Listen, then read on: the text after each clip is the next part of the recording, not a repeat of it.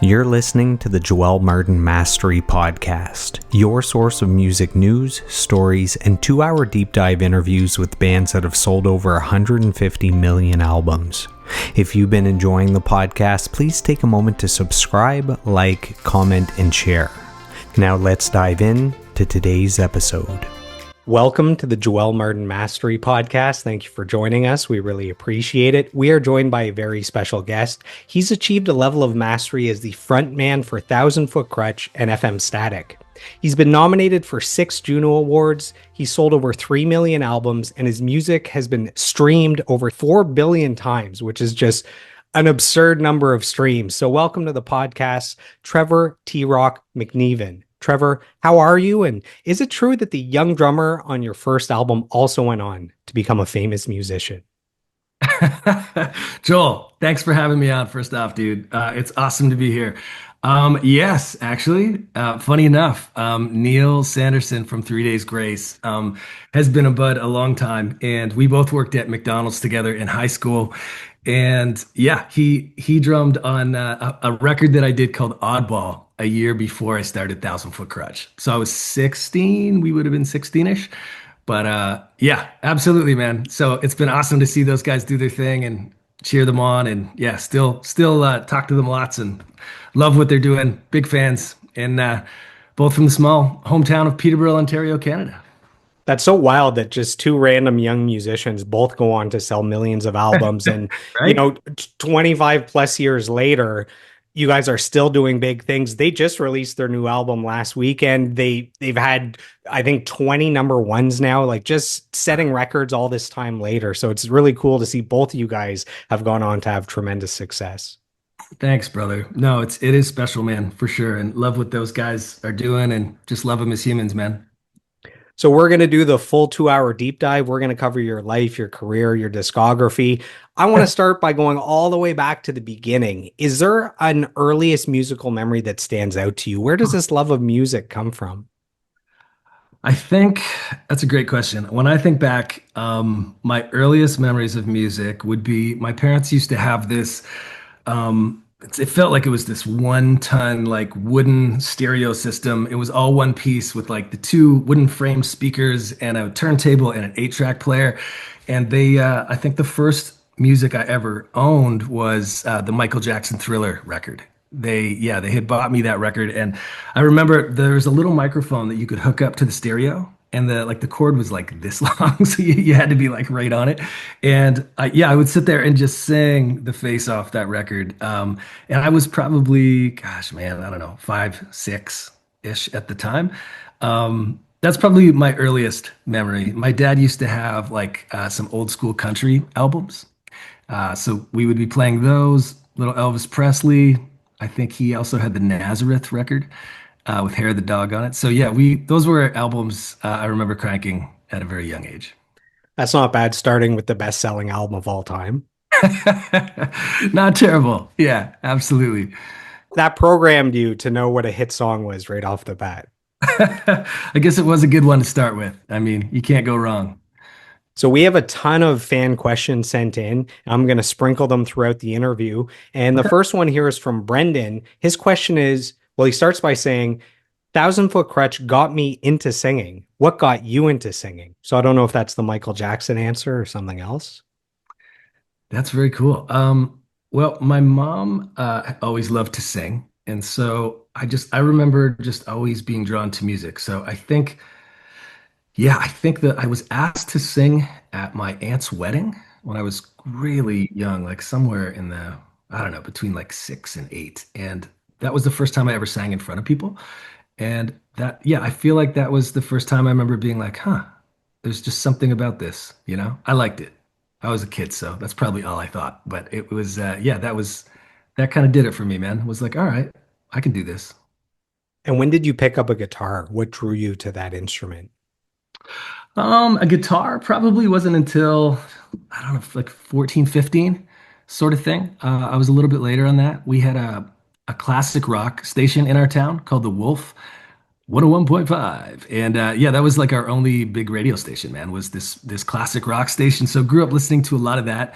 And I was such a hip hop kid. Hip hop like consumed me big time. Yeah, right off the bat when I was young. So those were my two major influences. And I remember picking up a guitar and really being taken by like punk rock and just what was happening at the time. And I loved pop rock and that element of that as well. And so I remember picking up like the first Fountains of Wayne record and the first Weezer album and just being like, this is what I'm talking about. Like there was like a melodic itch that it scratched. Obviously way different than heavy music, totally different itches, but it was something about it, and that made me pick up the guitar more often. And I had an old beater acoustic guitar that I used to sit on my bed and mess around with.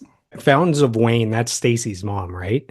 Yeah, But yeah, that yeah, came several albums later. yeah, absolutely. Yeah, I used to go into music stores, and I miss this.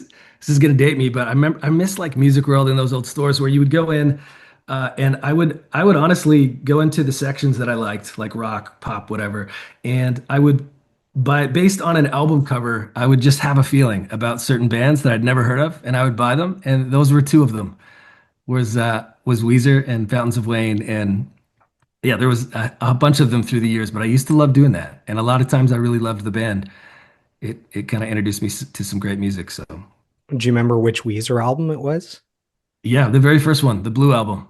Nice. Yeah, no one I knew had ever heard of this band. And I was like, man, this band is incredible. And they had a song on a DGC Rarities collection CD for Geffen Records. A song called Jamie that they had recorded, I think, in like college or something like that, or high school. And I just fell in love with that band. Yeah.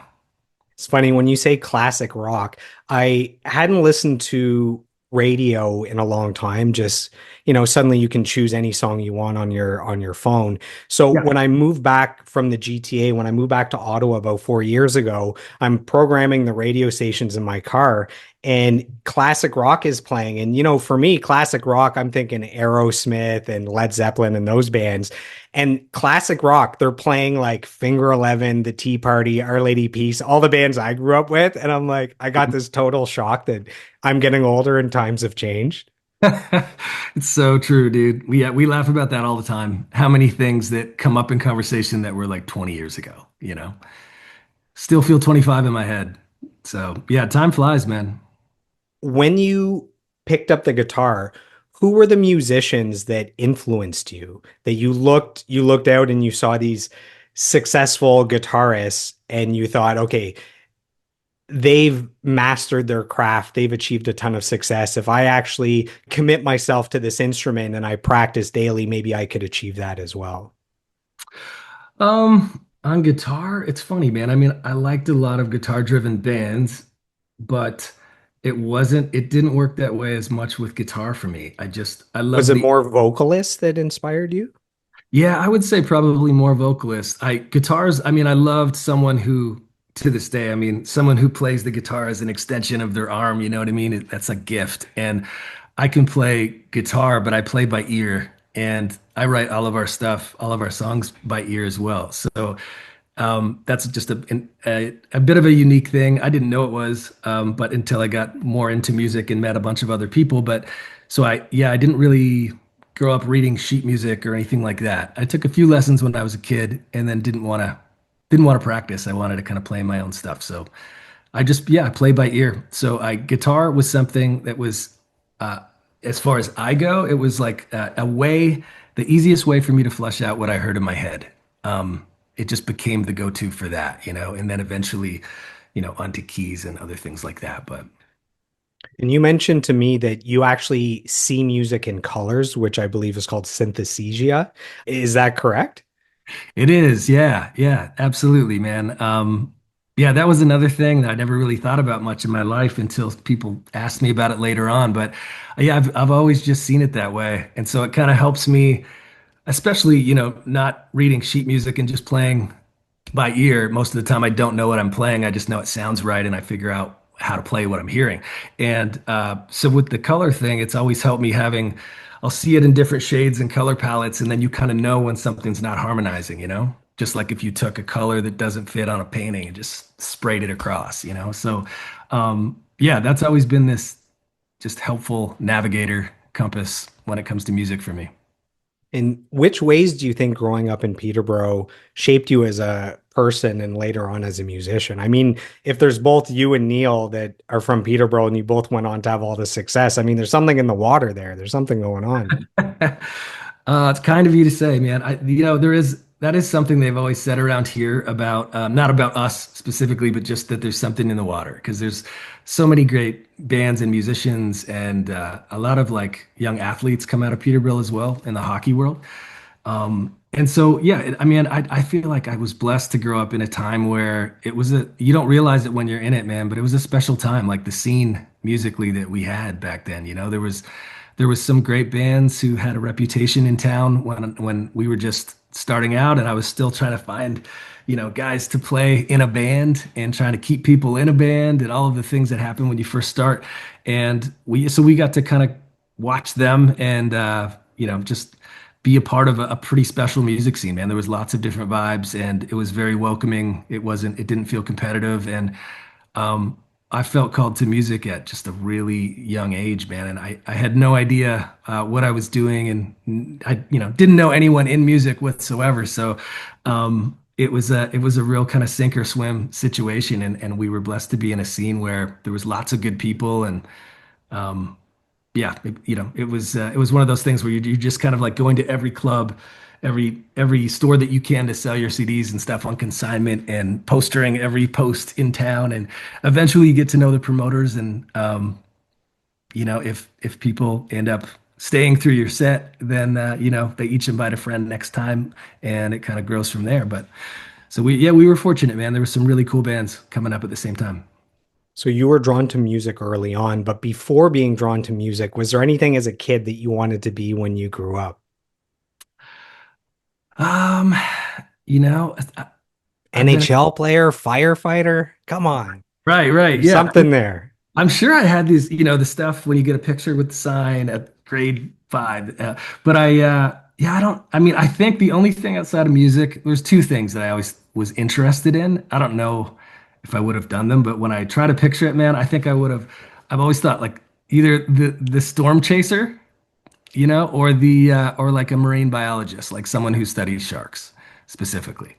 I was always just fascinated with those things, the element of like heavy weather and sharks. So as far as following interests, I think those are two things that I could see myself diving into if music wasn't an option. And if I met you at 12 years old, who would I be meeting? Who would you be meeting? Yeah. What would you be like at 12 years old? You wouldn't be the Um, same guy you are today, that's for sure. no, no, that's a great question. There are times that I'm still trying to remember that kid. I think I think I would be. Uh, I was someone who was drawn to the kids who at school. I was always sort of drawn to kids who didn't grow up with in a great situation and who were kind of hurting or just didn't seem to have a lot of friends or kids that were bullied. That was just something that my heart connected to, and so I spent a lot of time kind of just with some amazing people, getting to know them, and in those circumstances, as far as like school and stuff goes, I was a happy kid. Had supportive parents when I knew like from probably like 10 on that music was what I was going to do one way or another. And my parents were always supportive of that. So yeah, I feel like I was a confident, pretty happy kid. Loved God. I had built a relationship with God and started my faith journey pretty early in life. Um, so yeah, those are some of the things that when I think back, I think you would have met a kid who, was comfortable in his skin and loved God and loved people, man. Would you say you're an empath if you find yourself drawn to people in need? Yeah, 100%, man, for sure. I didn't know what that word meant for a long time, but yeah, absolutely. So we asked, who would I be meeting at 12? By 13, you put out your first album, did you not? I did. And Yeah. this is not the rock music yet. What tell us about this 13-year-old album?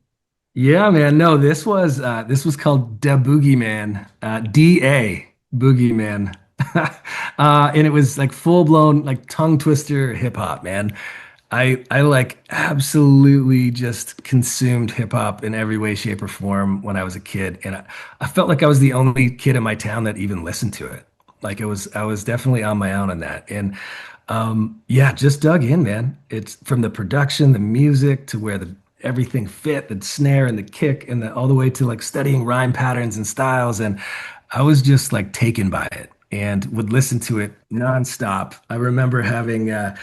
I wasn't allowed to listen to certain kinds of, there was just certain kinds of music. I think when we started going to church, my parents really wanted me to listen to more positive music, and some Christian artists and Christian music has come a long way.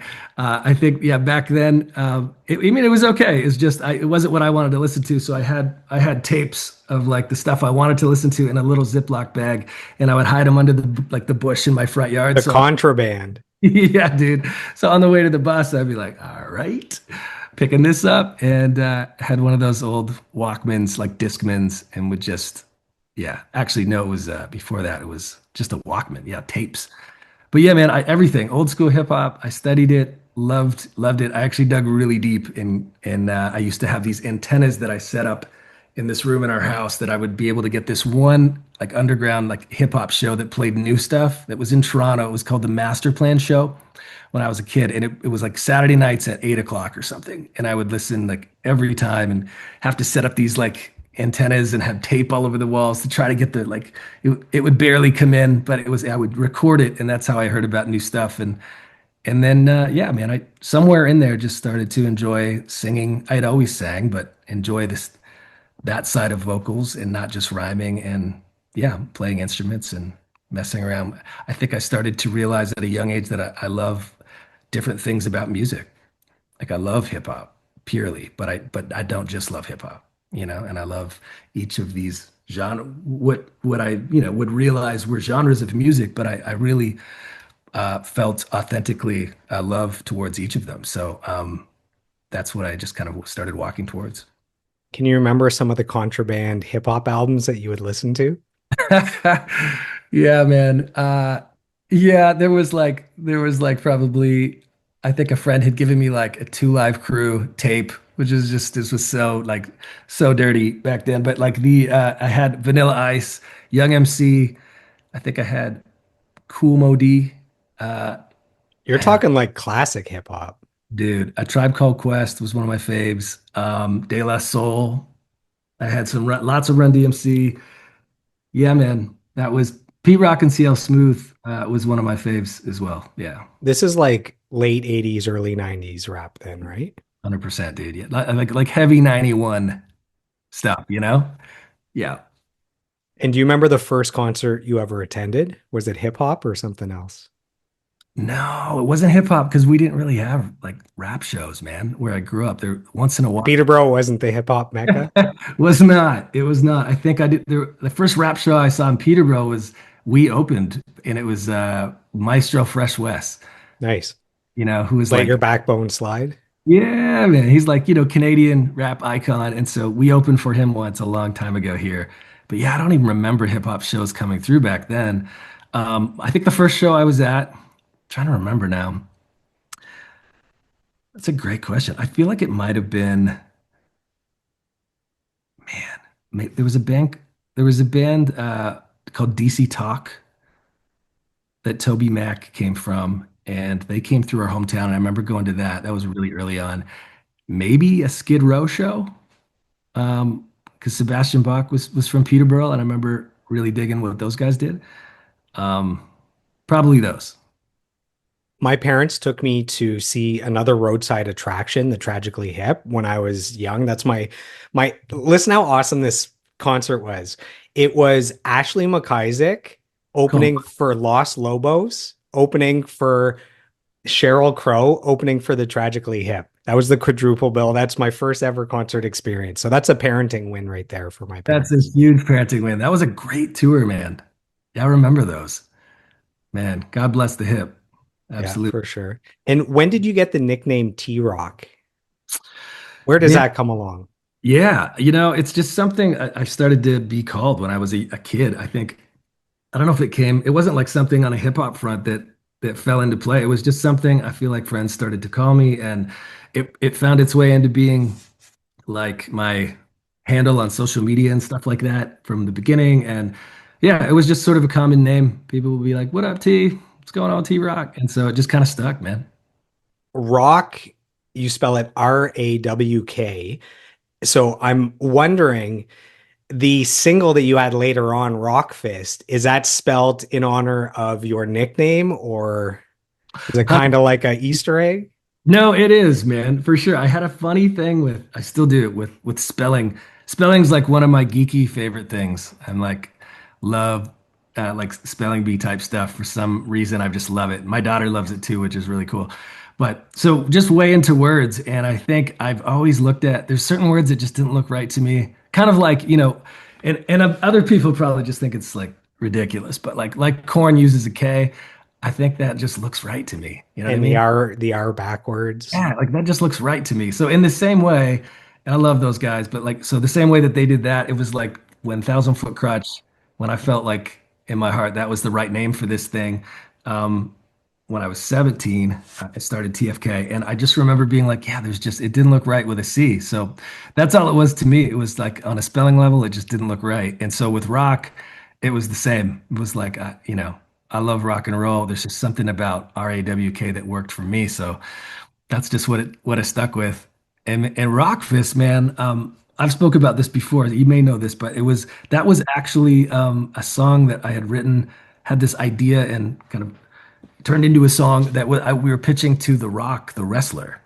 It was supposed to be like a theme song for him. That's like what it was written for, and that was the hopes. And we had been in talks with the WW, trying to think if it was WWE yet. I guess it would have been from WWF, but and yeah, it was going. That was what we were going to do. It was going to be his theme song, and then about 2 weeks after that, basically, yeah, he had released a statement saying that he was leaving wrestling, man, and going to acting. So I was like, man, just missed That's it, my chance. No. right? So we ended up putting it on the record, and yeah, it ended up being for a long time one of those songs that we could not play, But it wasn't originally created for the album. Yeah, it was a theme.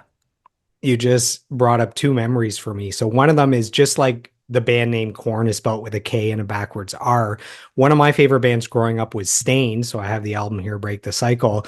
And with them, the word Stain, they don't have the E at the end. And because of the band, whenever I go to spell the word stained, it looks incorrect when I spell it correctly with the E. So they ruined it for me as well. The other thing is, I used to be a huge wrestling fan. Okay. And one day my parents brought home a bag for me and it said WWF on it. I was like, this is amazing. And I turned it around and it's World Wildlife Foundation. So I was a little heartbroken. So close. Tough Yeah. abbreviation. Yeah, and I think that's why they had to change the name eventually, is I think the World Wildlife Foundation came first. That's crazy. I didn't even know that, man. Wow. Okay. Yeah, I was a big WWF kid for sure too. Did you ever have those like the big heavy like rubber wrestlers with the ring and like the cage? I think when I was really young, and then Okay. we had a trampoline, a big trampoline in the backyard. So I had big stuffed toys, and I would make up matches just myself and these stuffed toys that I would play with. And my parents brought me to see wrestling live, which was like the highlight of my life. So Amazing. Like WrestleMania? I mean, not like WrestleMania, but Okay. a smaller show that came to the Yeah. Ottawa area. It was still WWF, but it wasn't, the big once a year WrestleMania. Right. I think I hit one of those too, where they would have like a couple headliners and then yeah, absolutely. That's It's awesome. funny, as I got older, I moved away from being into the wrestling, but I got into UFC. I don't know if that happened to you at all. I had lots of friends who loved it, so I definitely appreciate it. Like I've seen a bunch of fights. I've been a couple times with Buds live, but it's not something I follow like super close. I did love like musically. There were some guys who walked out to our music, which was always just a really cool honor, to have that sort of thing. Just the synergy between those worlds I love, and I think UFC was a big part of just keeping hard rock moving, through the kind of ebbs and flows of music and how that what goes around comes around. You mentioned earlier that you and Neil both worked at McDonald's. Can you think of any other jobs that you had before becoming a professional musician. So our listeners love just hearing that the guests that they look up to as rock stars, that they're normal people like us that paid their dues with these crappy jobs. Oh, bro. Yeah, I had so many. I mean, when you want to play music, you have to find something that you can either switch shifts with people when gigs come up or practices. And so they're never like, they're always pretty funny jobs. Yeah, McDonald's though was one that when I was like early high school that was awesome because they had like 200 employees, so we could switch shifts and always trade, and you could get more work if you needed money or whatever. And it was great for that. I worked at Eastside Mario's for like a minute, and I actually got fired. Neil and I both worked at Eastside Mario's too, and random. But yeah, I got fired. He didn't, because I had spilled like a super hot carafe of tea on this man, and brutal. I think I had to like give him my actual shirt that day. It's like bad. I wasn't a great waiter, whatever you want to call that. That wasn't my expertise. I was many times would be like writing tunes in my head and instead of remembering people's orders, just wasn't my forte.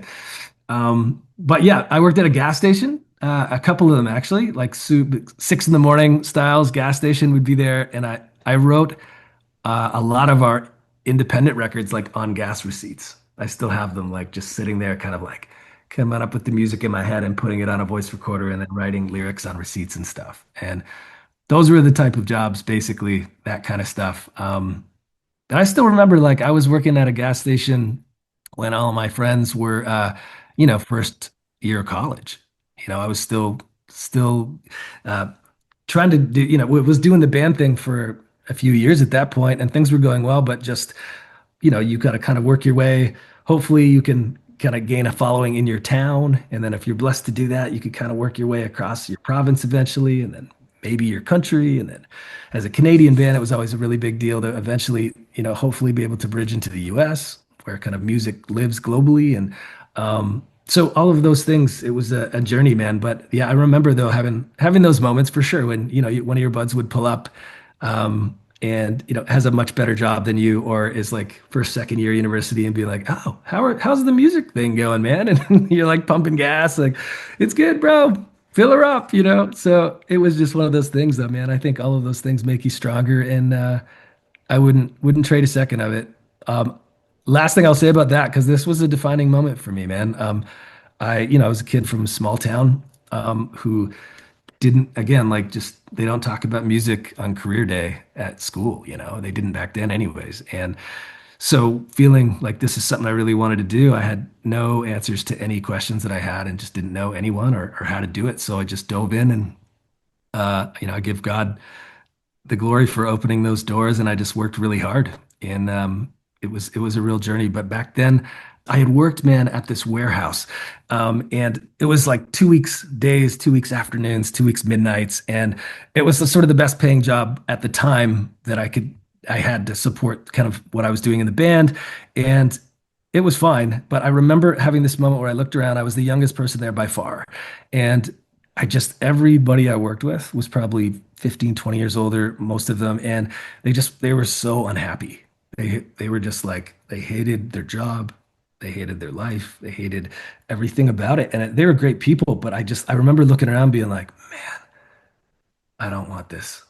Like, I don't want to get up every day and hate what I do. And like, it motivated me to just do whatever it takes. That was I had already, been doing that thing, but I remember that being a defining moment of like, okay, I don't, yeah, I'm not gonna, this is pushing me in the right direction. So I remember stopping that and just going.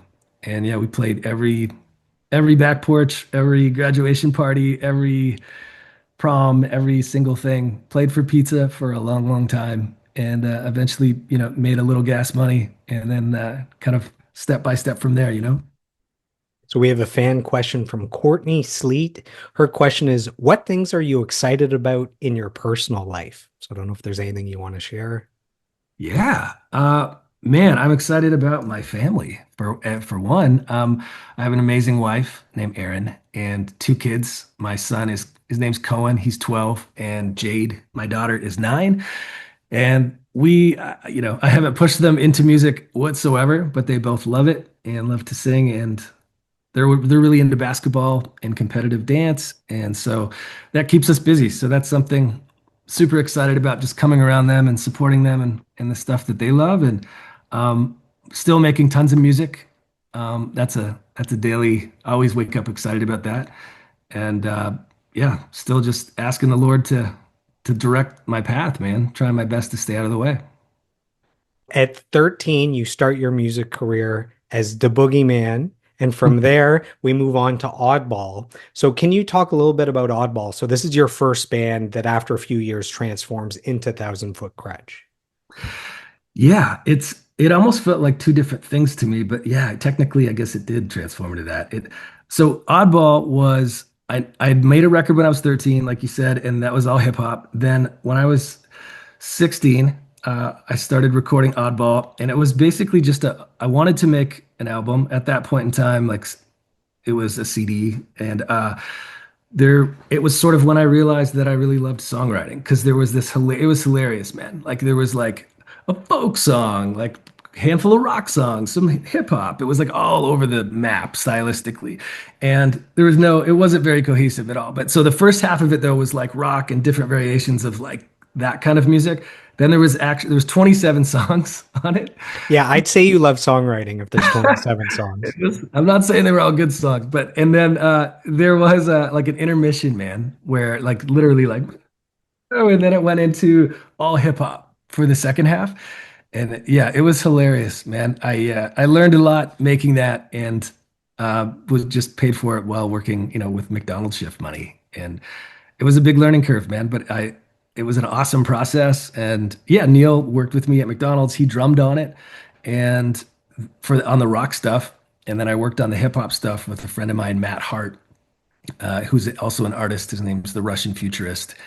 And he was, yeah, a kid from town who made beats. And so we did that. And then I ended up starting Thousand Foot Krutch the year after that, man, when I was 17.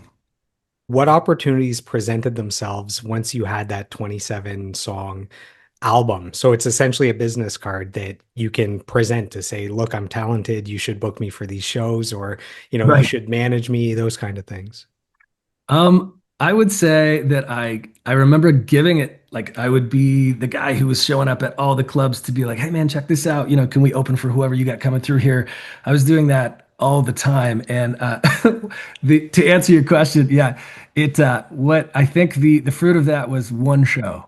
I think we got one show as Oddball, and we played it maybe an hour away. I feel like it was like maybe in Camelford, Ontario, or something, and it was awesome. It was a blast. Neil came and played that, and Dave Smith, the original TFK guitar player, and Tim Baxter, who was the original bassist from Peterborough. So yeah, we went and played this one show, but it wasn't like it like then the doors open. It honestly was more for me. It was something that kind of taught me a lot, and it did start to kind of like, I guess, garnish a little following around town, just among friends and things like that.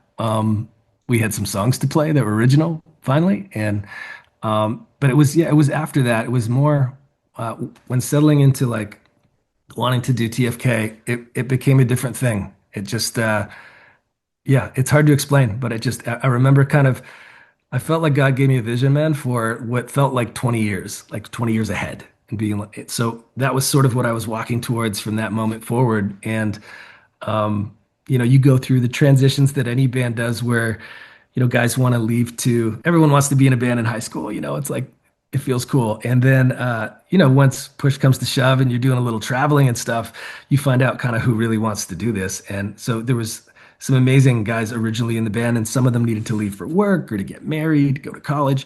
And yeah, eventually an old friend of mine, Joel Briere, moved back to the area. I hadn't seen him in like over a decade, and he was a guitar player. And I remember being like, "Hey, man, you you still like music?" Because he was a really talented musician.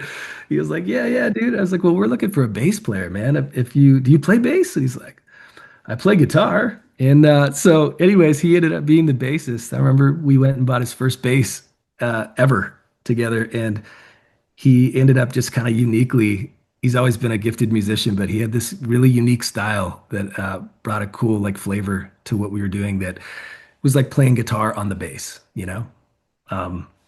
So yeah, that's and then Steve was I guess what was our third drummer, and we held some drum auditions, and we're blessed to meet Stevie. And yeah, he was from Hamilton, Ontario. Joel was from Brantford, Ontario, originally, and three boys just started rolling, man. Man, 27 songs for one show. That's a tough conversion rate. Yeah, well, by the time we started playing TFK shows, we kind of had our own TFK songs, you know, from we did our first independent album pretty early on. So we would pretty much play those songs, I think, in a few covers. Um, but yeah, man, it was a good time. I just remember loving every second of like anything, it was a ton of hard work. Just like I had in order to kind of be able to focus on this, I had just made it my full-time job. So I quit those other jobs, and the other guys still had other jobs that they did, and this just became my job. And so I was on the phone all day just trying to drum up opportunities and things and meeting people and trying to sell albums and all that stuff. So it was a blast, man. Such a learning curve. And like I said, I kind of like learned from scratch. So I wouldn't trade it, man. I wouldn't trade a second of it. You paid your dues to get to where you are today. It was an honor, man, and a blessing for sure. What's the story behind the band name? Thousand Foot Krutch. I remember thinking about, what would be a great band name back then for this kind of conglomerate of music that felt like wasn't just rock, but it wasn't hip hop, but it was like, it had a little funk. It was all of these things, and that was a name. Yeah, I always felt like that was sort of a God-given name, but it was just something I remember just kind of like praying about, like, what should this be? What is this called? And that was a name that just came to me, man. And to me, it sort of represented the support system that our faith is to us, And that was really that was really what that was about. I think other people kind of have drawn some conclusions of their own over time and stuff, and that's totally cool. But that's where it started for me, man. Was it a conscious choice from the very start to be a positive, inspiring, uplifting band? Yeah, but more so, less on a, yeah, what's the best way to say this? Basically, like, we were all Christian guys. And so to me, from, back then till now, it's like our faith has always just been our lifestyle. It wasn't like a genre of music or something we had to try to do. It was just what we believed and who we were. And yeah, my faith's always been my lifestyle. So you imperfect, obviously, but like just you write songs and stories about life as you live it and as you experience it, no matter who we are and no matter what our worldview is. And so that's where it was coming from, man. And I did always feel just had a real heart just for people, who felt broken and were going through painful experiences and felt things really big and didn't always know how to process them. And there was a lot of stuff that, yeah, I remember feeling and experiencing growing up that I didn't know how to process and deal with, and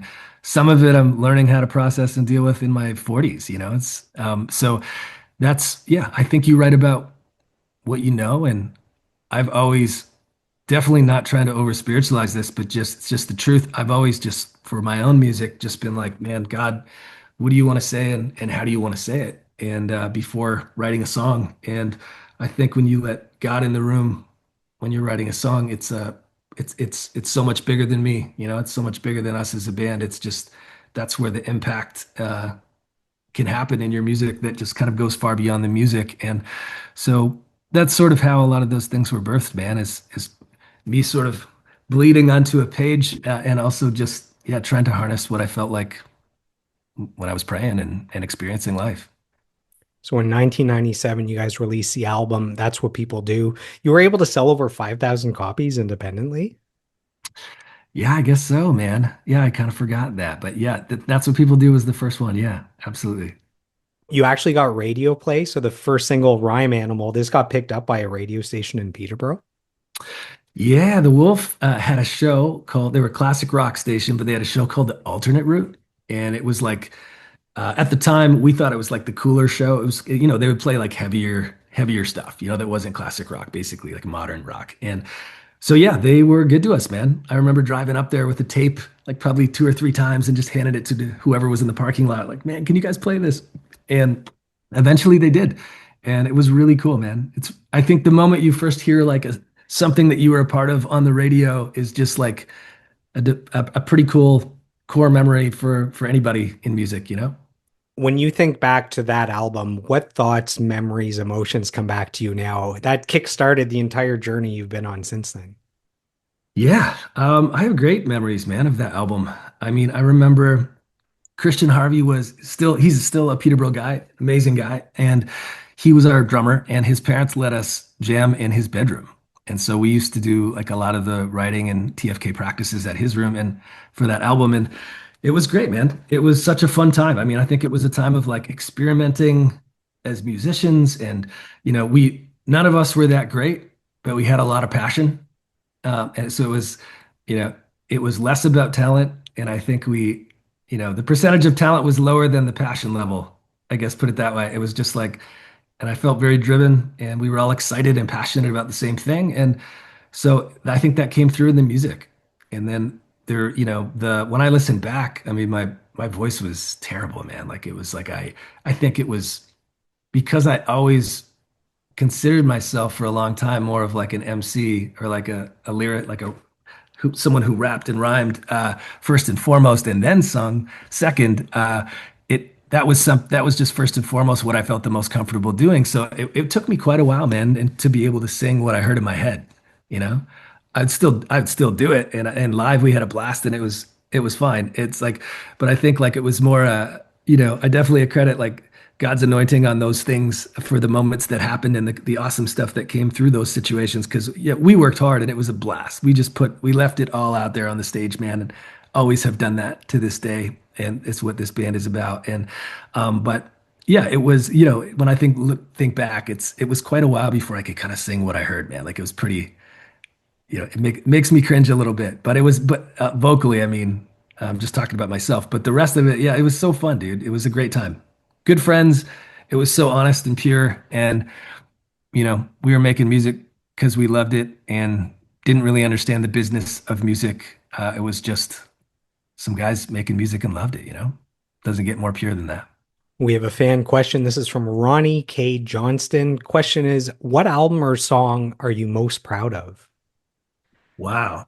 It's like a parent choosing their favorite child. I don't know if you can do that, but Yeah, no, it totally is. I know. I don't know if I could do that either. I look at my life uh, journey as by albums because he put so much into this record that like it's sort of when I think of the album, I think of what happened during that time, and then I think of this tour and what happened.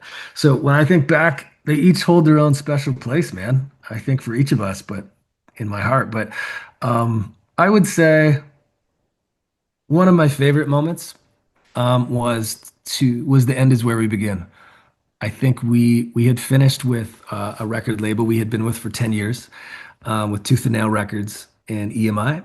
And then they were awesome. We had a blast with them. Love those guys. And I love Brandon Ebel to this day, the president. But yeah, we finished that. And we just, it was one of those things where we really felt like we were supposed to go independent. I remember at that stage of our career, we wanted help.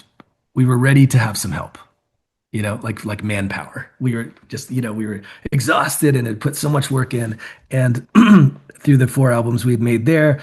And yeah, I just remember feeling like, man, we're excited to find a label team that can do this and help us partner with us. And I remember, I remember praying about it, and I felt God asked me to like for us to go independent. And it was a huge faith step, man. I remember being like, okay, I mean, we'll do it, but this is the opposite of of what we want right now. We ended up teaming up with the Feel Music and Tony over there, Potato, and partnered with him, and we started our own label on paper, like TFK Music Inc. and paid for everything and put our own music out through our own label and cut our own deals with Best Buy and Target and Walmart and all that stuff with the Fuel team, and it was great, man. It was a special time, like me, both musically and in a life level. Everybody was now married, and it was just, I remember it was a special moment, man. I'll never forget because if you're blessed to have an audience in music and people who listen to your stuff and connect with it and that you connect with, you don't own that, no matter who you are, you don't own that and you can't control it. And so what going independent sort of removed the middleman of the record label completely. And none of our friends had done that at that point. It wasn't the popular thing to do yet, like it is very much nowadays. But like back then, 2010, 11, it wasn't. And so it was a huge, huge risk. And it was amazing to me. Just at first, it was terrifying. We were like, "Gosh, I don't know if people, are people going to show up? Like, it's just us and them now. If they don't show up, like, this is crazy." And man, the audience, just the TFK Army, I've always called them this. They showed up in such a big way, and I'll never forget it, man. It just my heart is so connected to all of them, and it was just beautiful, bro. It was such an awesome thing of just it was such an honor to get to walk with them like it felt like hand in hand. That's what it felt like. We were just actually walking together, and I still feel that way with the audience and about making music. But that was a special one, man. That's awesome. So we're going to dive into that album a little bit later. Up first, we have Set It Off that you released in 2000. Is this album where you start to really feel momentum for the band? Yeah, Set It Off. I think, yeah, our shows, we started getting a few more people to our shows at that point in Ontario and locally. And um, I think it was a time when we were always kind of doing hip hop and fusing rock and a little funk and just having fun with all of those elements. And during that album, I think, yeah, things started to kind of grow a little bit more so, I think, provincially, like in Canada, in our province of Ontario, and locally, slowly but surely, we were just working hard. And during the first half of that, during the second half of that, we ended up signing a record deal with a company in California. And we, through that, actually got picked up. Actually, before we did that, I should say, we got picked up by a booking agency in Nashville. And so I had been calling around to everyone just trying to find some ways to connect and get these shows, get new shows and create opportunities. And I remember this was such a cool, unique thing. There was a company called Third Coast Artist Agency, and now they're a part of William Morris Agency. But Mike Snyder was his name, and he had called up and ended up taking us on as a booking agency, which was a big risk for them as an American company. We were a young Canadian band who wasn't on a label, and we ended up playing like 300 shows a year for a long time, man. We were just like He did his job. wearing out vans. Yeah, they were great. It was amazing and it allowed us to do what we felt called to, and allowed us to meet lots of amazing people. And yeah, that was a trip. That record deal was a really bad situation. Long story short, yeah, that didn't work out. They had signed everything over into their name. We didn't understand publishing and all of those things. So we let them fill out the paperwork, which was a huge no-no, but I wouldn't trade it because we learned a lot. I learned a ton about the music industry through that experience. And we ended up, thank God, but we somehow sold like 80,000 records out of our van. And so he took all the money from that, and we were able to just get out of the record deal without going all into the details, and just said, "Hey, man, we've never had any money. So if it means that much to you, that's yours. Just let us out of this record deal." And so we got out, and that's led us to, yeah, what kind of happened next with Phenomenon and stuff. 80,000 albums sold independently is crazy. That's a platinum album in Canada now. Like that's wild that you sold that many. It was a crazy time, man. And we weren't thinking about it. We weren't sitting there being like, okay, 7,000. And yeah, we weren't. It was just, we were just enjoying meeting people and playing and staying till everybody was gone, at the end of the night. It was awesome. Was it selling that many albums independently that brought the attention of Tooth and Nail Records? I'm sure that was part of it for sure. Yeah. Yeah. I think, and at the time after that, eventually we had some interest from Atlantic Records at the same time. And Brandon Ebel this is a crazy story that I know he wouldn't mind me telling, but this is how passionate he is. And he had saw something in us he liked during the Set It Off record. and had tried to call. I'm not kidding you. He called me every single day for a year to try to get us to fly down there to sign the band. And I remember at the time, and this is zero disrespect. I love him. I love the label, and they had a lot of great bands like MXPX and a bunch of great bands back then.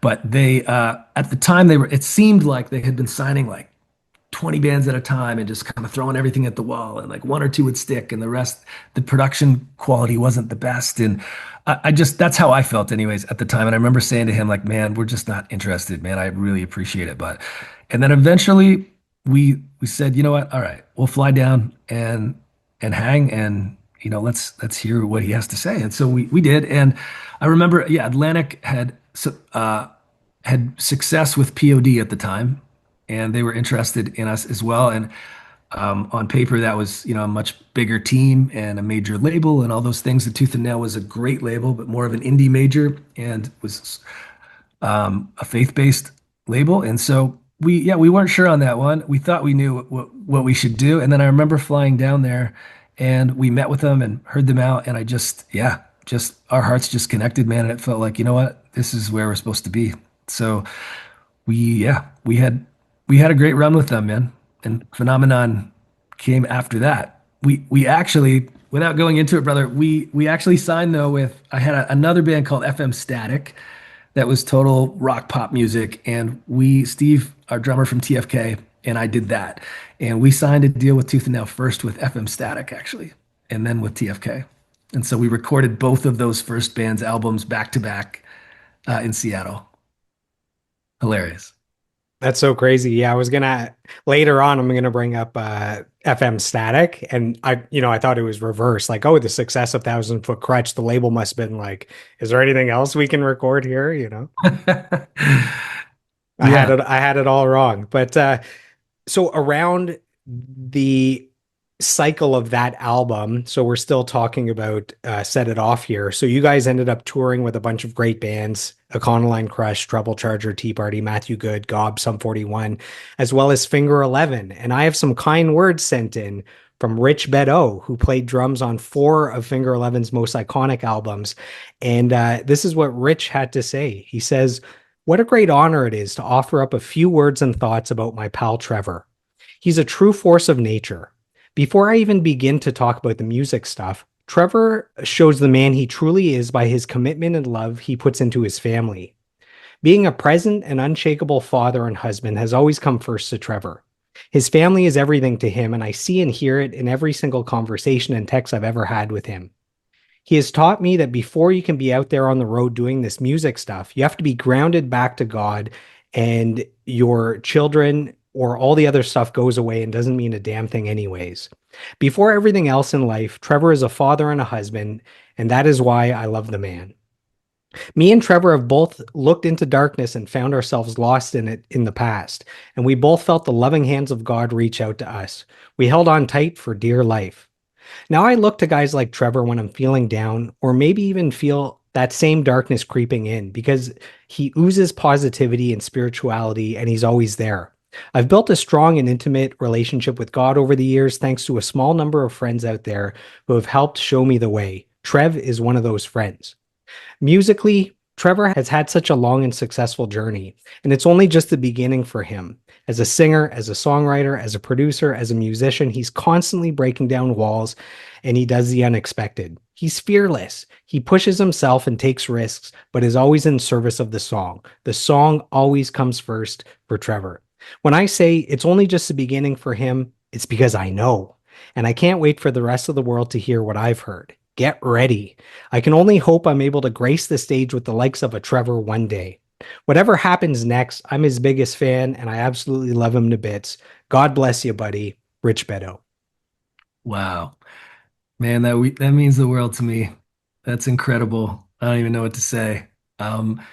Rich, Rich has been, one of my favorite, was our whole band's favorite rock drummer for most of my career. I mean, he still to this day, he's, one of my favorite rock drummers, period, man. He's just a force musically. And most of my career, I didn't know him as a human, and then we got connected through the years, and just yeah, in the last handful of years, have got to know each other a lot better. And he's the best, man. I love him as a person, as a guy, as a friend, as a he's an awesome dad and an incredible man, and that means the world to me, man. Thanks. He's one of those rare drummers that has the ability to create hooks with his drums. And also when you see them live, he's one of those drummers that you can't look away. You know, sometimes the drummer's kind of hidden in the back. With Yeah, him, it's like the showmanship and the theatrics, yet he's still playing the drums perfectly. And you're looking around, and once you see him, you're just stuck watching him for the whole concert. yeah, I could watch him for a whole show. Yeah, I would be extremely honored if I got to play with Rich Bedell at some point, for Yeah, sure. man, you guys would make an awesome super group if you played together at some point. He's amazing. Well, thank you for that, brother. In 2003, you guys released Phenomenon. We've talked a little bit about it. So this is the first album with Tooth and Nail. There's four singles: Phenomenon, Rockfist, Bounce, and This Is a Call. Phenomenon and Rockfist both go to #1 on christianrock.net. What did it mean to you to have, we talked about earlier, you got a little bit of local radio play, and it's one thing to hear your song on radio for the first time. That's super meaningful. But what does it mean to you when you get steady radio play and you're getting that support at radio? I mean, man, it was incredible. It was something we never really had before, to that extent. And so to have people to have help, from people at a label who who were great at what they did, and we learned a lot from those guys. And there was definitely it took a village to roll things out there, and that label was great at it. I think, yeah, looking back there when it comes to radio, I mean, yeah, that was and still is, such a big part of it, man. And you always felt, I remember just always feeling so blessed and honored and appreciating every single ad that we would get, yeah, it still means a ton. But I remember then, personally calling every one of the stations and just being like, guys, like, thank you, this is this is incredible. So yeah, those were amazing times, man, for sure. We were kind of figuring out too, finding our own voice, I think, in what we did. We had come through a scene where rap rock became a real big moment in music for a while there, through bands like Korn and Limp Bizkit and stuff like that. And love both of those bands. But for it became, even though we had been making kind of using rock and rap for a long time, once that really hit, people were like, "Oh, so you're trying to do the Limp Bizkit thing," and we always loved those dudes, man. But like, incredible band. But it was, yeah, that's. But we were just trying to be us, It still felt very authentic to us. So Phenomenon was a record where I remember just, and it was like it felt organically like we were like, you know what, let's dive a little further into experiment, just being creative and having fun in the rock lane. Let's dive a little bit more to the rock side. There was still lots of, I think, hip hop influence on that record, like percussiveness musically and the grooves and percussive vocals and things, but less actual sort of direct hip hop influence. I think in that one was intentional to just kind of be like, you know what, let's explore this more. And this album was produced by the band as well as Aaron Sprinkle. So he worked with Amberlynn, Newfound Glory, Story of the Year. Yeah. How did you guys connect? And he ended up being kind of like a lifetime partner with you guys.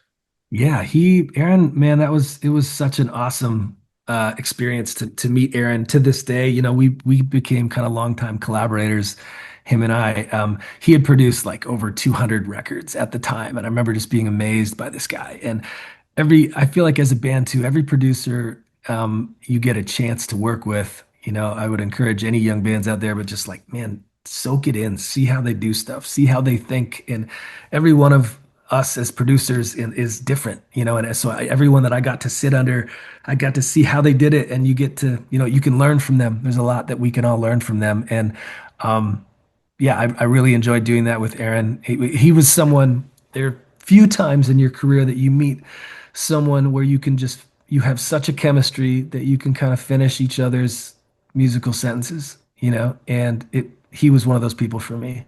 So we stuck together through FM Static albums, a bunch of those, through a bunch of TFK and some other bands that I worked with along the way. So he's an incredible talent and just an amazing human.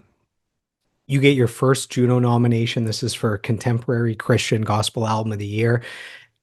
It's crazy. Starting with this album, you basically every album got nominated for a Juno after that. This first one, what does that first Juno nomination mean to you? This is Canada's Grammys. This is your country acknowledging your hard work, your talent, Yeah. and your music. It meant a lot to us, man, for sure. I think that was, as a Canadian, just growing up listening, and by this time realizing that like the Canadian music scene was a really special thing, that there were bands that we grew up and loved who our American friends had never even heard of. It was like, man, so it was one of those things where, yeah, it meant a ton to us. And the craziest part about that is, man, we never actually got to attend the Junos to this day. I've never been. We were always playing so many shows that we just could never be there. And so it was such a big honor. And I remember, yeah, it was kind of heartbreaking that we weren't able to attend those. But big shout out to the Junos, man, and love what they're doing for Canadian music. This episode has been brought to you by the Women in the Music Industry podcast. It's hosted by music producer Rob Wells, who has worked with global superstars like Justin Bieber, Ariana Grande, and Selena Gomez. Through his 1-hour interviews, he shines a spotlight on the remarkable women who are breaking barriers and making their mark in the music industry. Some of his notable guests include Morgan Lander of the multi-million selling metal band Kitty, and Pam Shane, who co-wrote Genie in a Bottle for Christina Aguilera. If you're a fan of the Joel Martin Mastery podcast, you'll love the Women in the Music Industry podcast, which is available on all platforms. We have a fan question. This is from Dva Seljaka. And the question is, can you share the story behind my favorite song, I Climb? Wow. Okay, you're taking me back. Way Yeah, back playback. yeah, man, absolutely. I Climb was thinking back. I remember I Climb was a song that I remember came to me. I was actually in our hotel room in Seattle, Washington, and working on that album when that idea kind of came to fruition. And I had some close friends and experiences in my life that had kind of shaped what that song ended up being about. And it was, that song was about some abusive experiences that some friends close to me had experienced in their home growing up, and it was about the idea of you know home not being a safe place for everyone. For some of us it really was, and for some of us it really wasn't. And that song kind of touches on that and some of the emotions that go along with that, and some of that traumatic feeling, and just, yeah, it touches on that sort of painful experience. In 2005, you guys released the album The Art of Breaking, 4 singles, Absolute Move, The Art of Breaking, and Breathe You In. So I was 20 years old when this album came out. And even back then, every Friday, I would check the Billboard charts to see what albums are on the charts, what singles are on the charts. And I remember looking at the Billboard mainstream rock charts, and there's this band, Thousand Foot Krutch, number 16 with the song Move. I'm like, okay, well, what is this song? Why are they on the charts? And I check it out, and I love that song, and that's where I became a fan. So this album, this song, Move, and Cool. this was produced by Arnold Lanni, who's one of Canada's great producers. He's done the diamond-selling album here from Our Lady Peace, Clumsy. He's done Finger 11 albums. Last interview, I had Jeff Stinko from Simple Plan. He did their debut album that sold 4 million copies. What can you say about working with Arnold Lanni? Man, Arn is such a beauty. I love him so much, man. He was another one of those moments in my life where just I was kind of amazed by him, and the chemistry that we developed musically, and we became really close friends. But just musically, it was another one of those people. Very few in your life that you come across that have that sort of chemistry or connectivity together, and we just had a real flow. And so it was amazing working with Arn. Learned a lot from him. Learned a lot about finding my own voice, as a vocalist even, and who I was within that. And learned, he pushed me as a songwriter. which was really great and a blast. I had just got married, and so I was like newly married, and I remember being in this. He would say in the studio. I remember him being like, "Go home tonight, and I want you to try to flesh out three ideas and just power through it, see what comes out, and just document it." And he's like, I think you can do this. And I was like, okay, that sounds like the funnest challenge ever. So I went home, and I remember my recording studio at that point in time was in a closet where like we had clothes like on either side of my face, basically. My wife and I both shared this little closet. And I was like this little laptop. And I remember, yeah, having an acoustic and flushing out some ideas. And basically what came out was the body of the song for Breathe You In, which was off that record, for Hurt, which was off that record, and one other song that I feel like it might have been Make Me a Believer.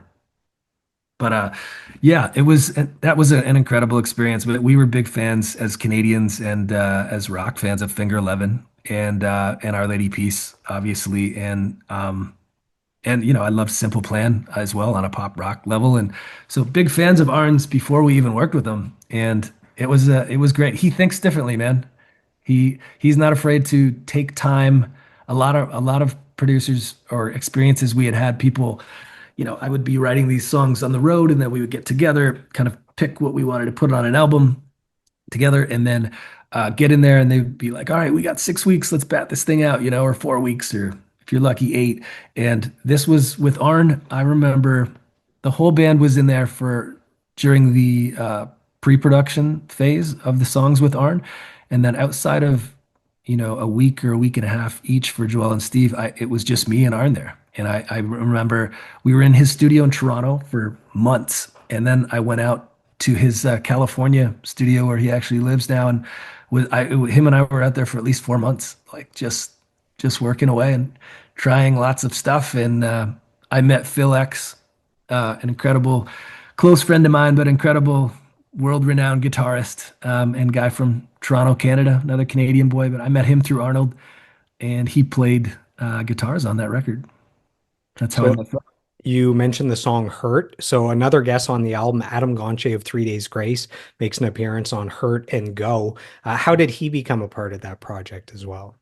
Yeah, man. So kind of those guys, Neil was from Peterborough, but Adam and the crew in 3 Days Grace were from Norwood, Ontario, just outside of Peterborough. And so we had always known each other and played a bunch of shows together. And back when I was booking early TFK shows, I would always book 3 Days Grace as the direct support. Like just they were just my favorite band, and we loved those guys. And so I was trying to help them get shows too. And so we would just always play shows together. And so we knew each other really well. And through that, I remember, yeah, just asking, if Ad would be open to coming in and singing something. And I think originally I was going to see if he could sing a part in, what song was it? Oh, Hand Grenade, in the chorus of Hand Grenade. And then I think something about it just, I think maybe the register wasn't right, or the key wasn't right for him, or something wasn't right. So that was like, well, man, I got you in here. We got to do something. So he ended up being gracious enough to do a couple parts that were some really cool, prominent sort of background vocal parts that we blended in. Actually, one of them was a lead vocal for sure on a song called Go. And he, to this day, Adam, has, I think one of the most iconic and one of my favorite modern rock voices. And yeah, big fan of him just as a human as well. But yep, that was the first time we ever worked together on like a TFK thing with Adam singing. Yeah. I have a funny early 3 Days Grace story. So when I was 15, I did a road trip with my parents from Ottawa to Toronto for Canadian Music Week. Oh, And I went to see Mudvayne. what? And so I'm there to see Mudvayne. And then there's an opening band that no one had heard of. And it was Yeah. this little three-piece, and it was 3 Days Grace. So there was still a three-piece. Yeah. And I think it was 3 months later, they drop I Hate Everything About You, and they've never looked back. So I saw them as a three-piece, still unknown. And a few months later, I was like, wait, that's the band I just saw a few months ago. And that song goes to number one. And now 25 years later, their new singles have gone to number one to show the longevity there. Absolutely, man. Yeah, that was I remember that moment for sure when they were still three and yep, absolutely, man. Great band. I went back and I listened to the entire Thousand Foot Krutch and FM Static discographies Oh, just to make sure I know what's going on. And one thing that's apparent is you have some incredible harmonies throughout the discography. Has man. hearing and singing harmonies always come easy to you, or is that something you've had to work on? You know what? It hasn't. Yeah, I had to work on it. It hasn't come. Even singing for me is, it's something I've always had to work at.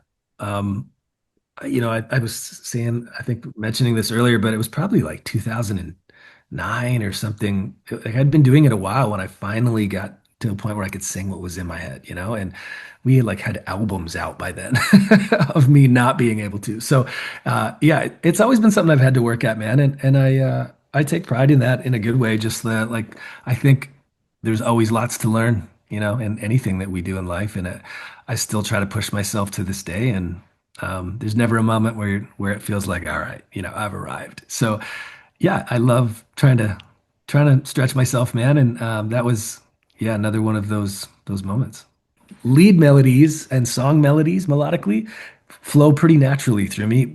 Harmonies not as much. It's something I have to really think about and kind of like the fact that like I play by ear and I don't always know what I'm playing. Harmonies are sort of the same for me. Like I think if someone who was really deep in music theory took a look at a bunch of those harmonies on a sheet music, they'd be like, "Wait, this isn't right. Like, what's going on here, man?"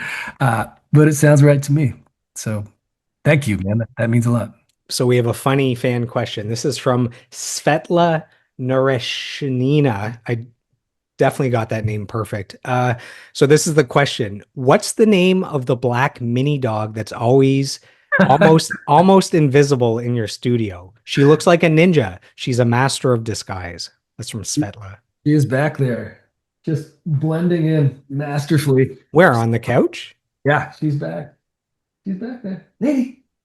See? Yeah, That's her funny. name. Until there was movement, we couldn't see an animal. She does. She hangs out with me. It's okay. Her name is Lady. She is like a 10-pound Brussels Griffon. My wife and I kind of fell in love with this breed of dog. It's like a little bearded lady. She's awesome. That's awesome. So in 2007, you guys released the album The Flame in All of Us, four Yeah. more singles. What Do We Know? Falls Apart, The Flame in All of Us, Favorite Disease. This was produced by Ken Andrews of Failure. Mhm. And man, this guy's worked with everybody. And I have a confession. So I wasn't super familiar with the band Failure until a couple of years ago. I have a series on the podcast called My Five Favorite Albums, where returning guests share their five favorite albums. Oh, okay. One of the guests, one of his favorite albums was Fantastic Planet from Failure. So I really sunk my teeth into that. And that's like a groundbreaking album and a very influential album. So I became a fan of the band just a couple of years ago. How did you end up working with him? And also, did you see that they just released a documentary in the last few months? I did see that. I have not seen it yet, but I was excited to see that, man. Much like yourself, honestly, when I had not heard of Failure until we started working with Ken.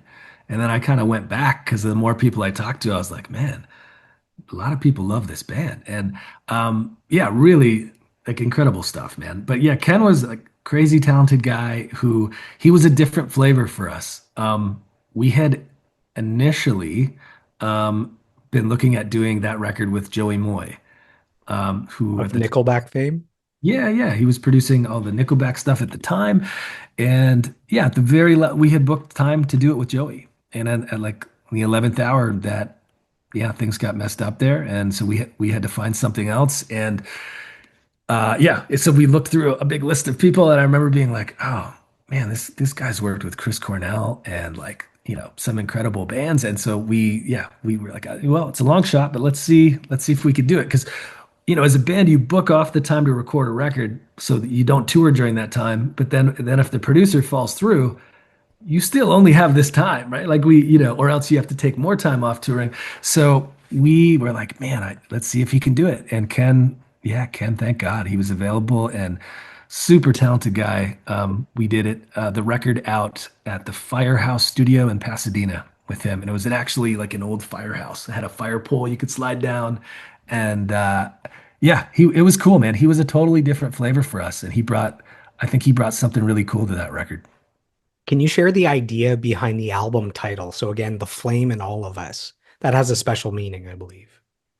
Yeah, that was, that record to me, that term in itself, I think it's been a bit of a common thread, for this band, and just as someone, whose faith is important to them. And I'm a big follower of Jesus, man. I love Jesus and I love people, and I love music. And so that has always, music and faith in my life have always just felt like this fire inside. It's felt like this burning in a good way, just this like something that was like ready to combust. And I think both musically and just life-wise, that's just how I've always felt. And so that to me, um, yeah, that kind of represented that. It represented sort of life on a faith level, and also music, and just sort of what felt like it was flowing through my veins. There's certain songs in the discography where you really push your voice, whether it's hitting crazy high notes, whether it's screaming, whether it's something very guttural. We have a lot of young musicians that listen to the podcast. If we have singers that want some advice on how to either scream or at least really project their voice safely, any Yeah, advice that you can give them? yeah, man. It was a long time before I learned this, but like just the notion that our vocal cords are a muscle, just like when we train, if you train in the gym, whether your biceps or your pecs or whatever, it's like it's a muscle just like those. So it had never, for probably the first 10 years I was singing it, I just didn't know that. So I would, I'd lose my voice and all of those things quite often. And so the biggest thing, a couple tips that I've learned along the way is that pizza or tomato sauce, period, before bed, which usually comes in the form of pizza, is a huge no-no, because it sits in your throat and it's so acidic that it just burns, and it'll cause massive heartburn, which also just burns your vocal cords. And sleep. I feel like for many years of this band, I don't even think we did sleep. You know what I mean? But it's, for a vocalist especially, is just so key, man. It's so key to having like strength in your voice and your body to be able to push that and use that muscle. And yeah, I would recommend.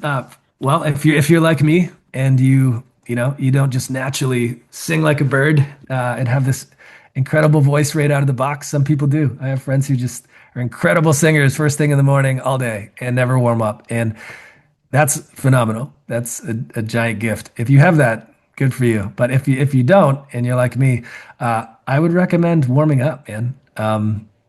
I can see when you're younger, you're like, it's a pain. I don't want to warm up. Trust me, you want to warm up. It's something that your voice will last longer if you want to play music for your life. You got to maintain this muscle. And I've had friends who've literally lost their voice and had to stop their entire career, just had to stop. So take care of it, man. It's not something you want to think about when you're young, but it's something you should. We have a fan question from Jachin Hendricks. Can you share some stories about guitarist Phil X in the studio?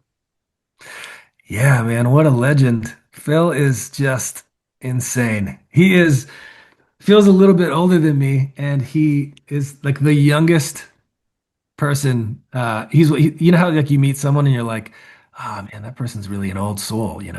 That's really cool. They're such a young person, but they have this maturity. He is this like amazing. He has this childlike. He's the opposite. Not he's mature. I don't mean that, but he has this childlike excitement and energy level to him that, like, to me, he's like a young soul. He's the opposite of that. And it's the coolest example of it. Even if he leaves you a phone message, he's like, "Rah, what's going on, brother?" Like he's just on 11, and it's the best thing. It's so infectious. And him and I got really close on the Art of Breaking record and have just stayed really good friends since then. But man, I mean, that guy, he is hands down one of the best guitarists in the entire world, like actually. And the stuff I remember a couple times on the Art of Breaking.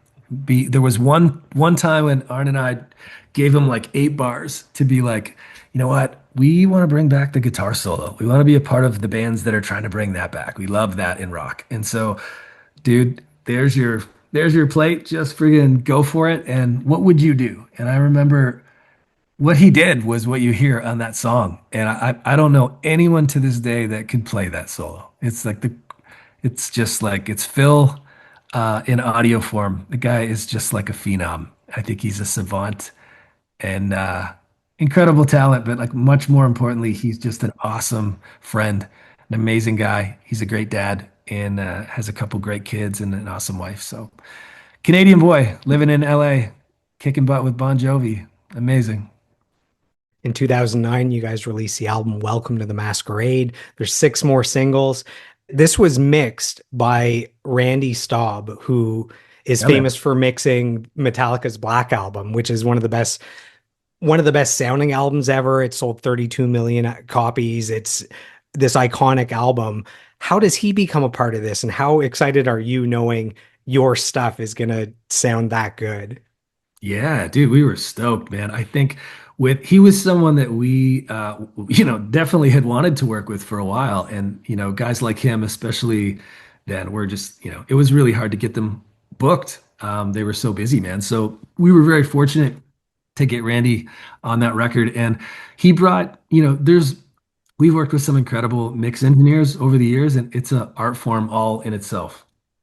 And one I really respect and love. And he, some mix engineers bring something fresh to what you've already done. Like you essentially are handing them a finished record, and then they mix it, which just puts everything where it needs to sit, and it can make or break an album. And um, there's a good mix, there's an incredible mix, there's someone who's good at that, and then there's something else where there's an artistry to it where they add a little something that adds to what you're doing beyond just an incredible mix. And I felt like I'm probably not explaining that very well, but that's what it felt like to me. And he brought something to that album, and he really cared about it, man. Like he really, there was one song called to this day I don't know if I've had a mix engineer do this, but there was a song called Watching Over Me. There's a song called Watching Over Me on that. And he was so into this record. He was like, guys, I love this. Like he messaged, emailed and said, hey, I feel like in this bridge, this chorus should come back like this instead of like this. And we ended up making like a couple switches to the actual song arrangement because he was like, what about this? And we were like, this is insane, man. Like, thank you. So yeah, he was amazing. Really, really a great experience there. And that's the only time we got to work with Randy, but yeah, rock legend, man. A few of the songs on this album end up in different mediums like video games and movies, and some, Detroit Red Wings are playing songs at the games live. What was it like for you to experience your music in those different mediums, and how important is it for a band for exposure to have music in different mediums like that? Man, it was incredible. I think it's really important, man. I think that, those each of those things in and of itself have a great synergy with music if it's done right, like film and TV and video games. And that I've always been really passionate about that side of things as well, just as a film fan and as a music fan. So it's sometimes I've consciously written thinking of that. I do think of songs a lot of times like I think of a movie, but it can be really important, man. And that was, this. I think that organically for us, that record was the beginning of what became like a really cool relationship with professional sports and extreme sports and just film and TV in general. Being able to see those things. We had seen it with Rockfist a bit, and we had seen it with Move in the UFC world and in a couple different facets, but. Yeah, it was really cool to see that, man. What an honor. And to get to play, that sort of opened the door for us to play more professional sporting events. And yeah, so cool. I mean, it's bigger than music at that point, And each of those things complement each other and in a way that I love. So I saw you guys live on the tour supporting that album. So I moved to the GTA for 11 years, starting in 2010. And I took advantage of being in the GTA where now we have access to more bands than usually go to Ottawa anyways. So Sure. I get there in 2010, and October 15th, 2010, I saw you guys play at the Queensway Cathedral on the outskirts of Toronto. I think it's a little more Etobicoke area. And Yeah. I remember, I was a fan of you guys because of the song Move and from the album that's on. And I remember buying the ticket. And I'm like, oh, this is at a church. Like, you think of specific venues in Toronto, and I'm like, oh, that's a different venue. So I don't know what to expect. And Yeah. I go to see this band at this church, and I get there, and there's like thousands of people. I couldn't believe it. There's like 2 or 3 thousand people. I was like, I didn't know this is possible. Yeah, yeah, yeah. That's so cool, man. I remember that show, and because that was a place we ended up playing several times, but that was a first for us too, man. And I think, being Christian guys, and we've always made music for everyone, but we've always sort of played both marketplaces, like whoever would have us. And so it was always, just as much an honor to play in a cool church as it was to play, in a great rock club like House of Blues or whatever. So we did more of that. I think the first decade of the band, played both like clubs and churches and stuff. And then through the years, it became. I think it wasn't a conscious choice. It's just the way things sort of evolved. But we ended up playing more mainstream shows, or the mainstream marketplace, whatever you want to call it. But yeah, that was awesome, man. That's so funny. That was a unique show for sure, and that place in itself. 2012, you guys released the album The End Is Where We Begin. 4 more singles. So this is the album that your first album you released independently. Yeah, So yeah. how amazing is it that you release an independent album and it debuts in the top 15 on the Billboard Top 200 albums in the US? That's the main chart. And it debuted at #1 on the Billboard charts for the hard rock albums, for the Christian albums. That must have been extra sweet because, man, even bands on major label albums don't chart that high on those charts. That was crazy, man. I mean, that was the TFK Army all day long, and I give God the glory for that, man. It was one of those things that, yeah, it was just blew us away, man. You're kind of like, wow, okay, how did this happen? And um, yeah, it was inspiring. I think that just kind of kept fueling the fire of like, you know what? Let's keep walking together. Like, why would we do this any other way? It's such an honor, and they inspired us, man, the audience, big time. So the singles War of Change and Courtesy Call were certified gold and platinum in the US. That's 500,000 and 1 million copies sold. Man, do you remember receiving the phone call that they got certified gold and platinum? That's such a milestone. Thank you, man. I know it's a huge blessing. I know I don't. I never actually got a phone call about that. It's so funny. This is something that because we were independent, I it guess there's worked. nobody to call you. Yeah, You got to call it nobody. yourself. Exactly. So I was on the phone with someone who is on the admin side of what we do, who was like, "Oh, hey, by the way, we have something to send you guys. There's a couple plaques here." And I was like, "Oh yeah, like for what?" And and they told us that this was like, yeah, it was shortly after, I guess. It might have even been a couple months after it happened. And I was like, "Oh, crazy. Thanks, man." So yeah, it was like hearing it from just someone who had heard way before us. So it was funny. Courtesy Call has 416 million plays on Spotify. How do you even process those numbers? I mean, it doesn't even make sense. Like you look at it and it looks like an error, like they added an extra number by accident. Right? No, yeah, I don't know if you do process that, man.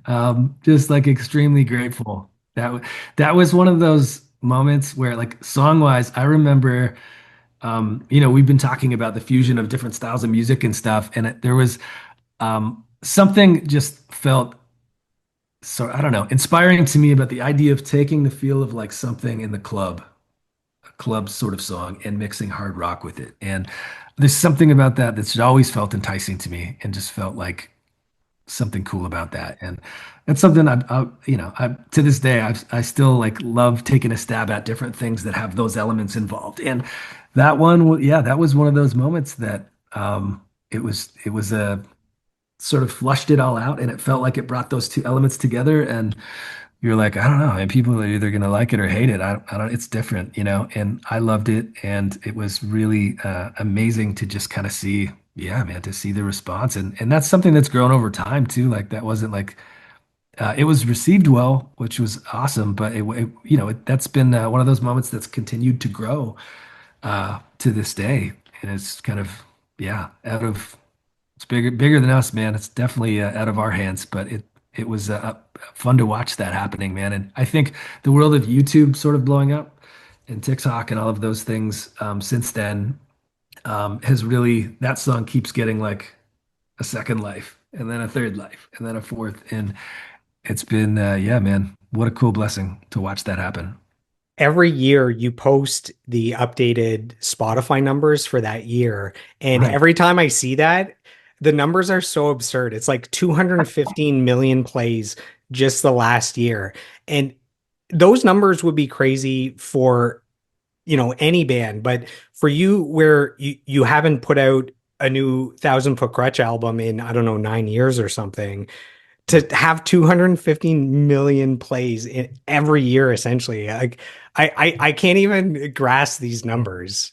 That's God stuff, man. I honestly, again, just the audience has been such an incredible part of this, every bit as part of it as we have. And I think I mean, that's something that's blown us away too, man. It's been 2017 was the last we released something that was Untraveled Roads was the live album. And so yeah, it's been a minute, man. And I've been working on a ton of new music since then, and I feel like I have this hilarious like Tupac amount of new music just sitting on hard drives. Now you just have to go to prison to release the first one if you Yeah, if you want to exactly. follow his plan to success. Yeah, that might be where that plan stops. But yeah, but yeah, it's been a minute and it's been, man, so humbling and crazy for us to see that, continuing to grow each year. It defies logic and it defies what makes sense, that wasn't some brilliant strategy that we had. That was, man, that was the audience and God stuff, man. We have a fan question from Josiah Seckel. The question is, how would you say your faith has changed over the years and its influence on you and your music? Cool question, man. My faith hasn't changed over the years. I feel like there's been lots of moments, coming off of the road for the first time, um, where I've been shaken as a person, just life stuff and just, realizing that after a life of like 100 miles an hour and never really taking a break until we came off the road, just that, yeah, we need maintenance, just as people on a health level and emotionally, physically, spiritually. And so my faith has never been shaken, but I feel like in my 30s and 40s, I've learned a lot of stuff about life and about our core emotions and self-care and just how to process things, how to grieve things that I've never, yeah, I wish I would have learned sooner. Um, so it's been a blessing to learn some of those things and learn how to kind of handle some of the painful life experiences that we go through um, in a healthy way, be able to cope with those things and learning how to manage big feelings and traumatic moments and all of those things, and no one really, uh, I don't know. I feel like we came generally from a generation who didn't really learn that stuff because a lot of our parents weren't taught it. And so um, it's been a blessing to learn those things, as I get older. And so I think those things have all played itself into my faith journey as well. Like um, I know in the darkest moments of my life that God's been there with me and that I'm never alone. But yeah, there's been lots of tough and painful moments in there as well, man, where there's been moments where I was struggling with stuff and I couldn't, I was trying to sort of figure out like how can I believe that God is enough, more than enough, and that he's, capable of all this and yet be struggling with this thing. And um yeah, so I had to kind of reconcile some of those things, just figuring out that like in those moments, in my darkest moments, that I wasn't broken. I was just hurt. And God's helped bring some healing to those situations and through just being able to ask for help in those moments and in my life and learning from some incredible people that God's put in my life that have taught me a lot of great things and some healthier ways to live. So we're going to speed through the next few albums just to make sure there's time for fan questions, for a little FM static, for the upcoming music. So 2014, you released the album Oxygen Inhale. 2016, you released the album Exhale. And we have two fan questions. So the first one is, if you were not a singer, what would you be? And what's the best part of your music career? Okay, two-part question. I think I would probably be the same answer. I would be, those are the other interests.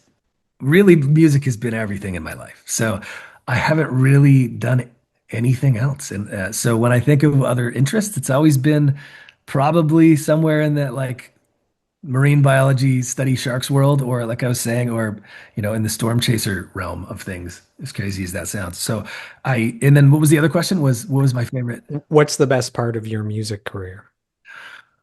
Man, honestly, and I'm not just saying this. This is like the juice for me, and what I miss about not being on the road is the people. Just is connecting with people, man, with the audience, and sharing stories, getting to hear them share stories, and then getting to share stories with them, and just connecting as people who love music, and who it speaks to our souls, all of us. And so getting to connect on that level is, yeah, I miss that element of it.